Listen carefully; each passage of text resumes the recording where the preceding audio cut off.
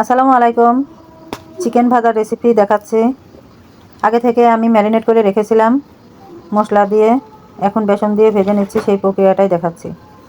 তো দেখো, চিকেনগুলো মশলার উপকরণে মাখিয়ে রেখেছিলাম। তো মশলার মধ্যে ছিল আদা বাটা, রসুন বাটা, হলুদের গুঁড়া, মরিচের গুঁড়া, ধনিয়ার গুঁড়া, স্বাদ অনুযায়ী লবণ, সামান্য পরিমাণ স্বাদ অনুযায়ী চিনি এবং কাঠখোলাই গুঁড়ো করে মশলা চিকেনের মধ্যে ব্যবহার করেছিলাম।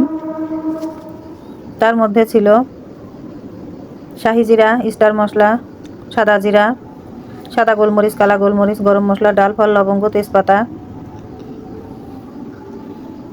এবং টক দই চিকেনের মধ্যে দিয়ে মাখিয়ে রেখেছিলাম।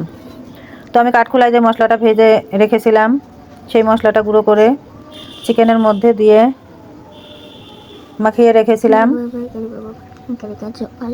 প্রায় 1 সপ্তাহ আগে। ডিপ ফ্রিজে আমি মাখিয়ে সংরক্ষণে রেখেছিলাম, সেটাই এখন ভেজে দেখানো হচ্ছে। বাচ্চাদের জন্য এভাবে ঘরোয়া আইটেম করলে বাচ্চারা খুশি হয়। তো আমিও মাঝে মাঝে নাস্তার আইটেম করে থাকি, তোমাদের সঙ্গে তো সেগুলো শেয়ার করাই হয়। আমার এই রান্নার পেজটা যদি তোমাদের ভালো লাগে, আমার রান্নাগুলো যদি ভালো লাগে, তবে যে যেখান থেকেই দেখছো ফলো, কমেন্ট, শেয়ার এবং সাবস্ক্রাইব করে দিও। তাহলে আমি এই রান্নার পেজটা আরও অনেক দূর এগিয়ে নিয়ে যেতে পারবো। চিকেনগুলো দেখো, এক পাশ ভাজা হয়ে গেছে, আমি অপর পাশ উল্টিয়ে দিচ্ছি। লাল লাল করে ভাজতে হবে, দেখতেও যেমন সুন্দর হবে, খেতেও সুন্দর হবে। খুব সুন্দর, দুর্দান্ত স্বাদের একটা রেসিপি। বাজার থেকে কিনতে গেলে 30 থেকে 40 টাকা পার পিস করে নিবে। তো বাজার থেকে না কিনে ঘরোয়াভাবে এরকম বাচ্চাদের বানিয়ে দিলে একটু বেশি করে বাচ্চারা খেতে পারবে। চিকেনগুলো দেখো, আমার এক পিঠ প্রায় ভাজা হয়ে গেছে। আমি সম্পূর্ণ চিকেনের অন্য পিঠ উল্টিয়ে দিচ্ছি।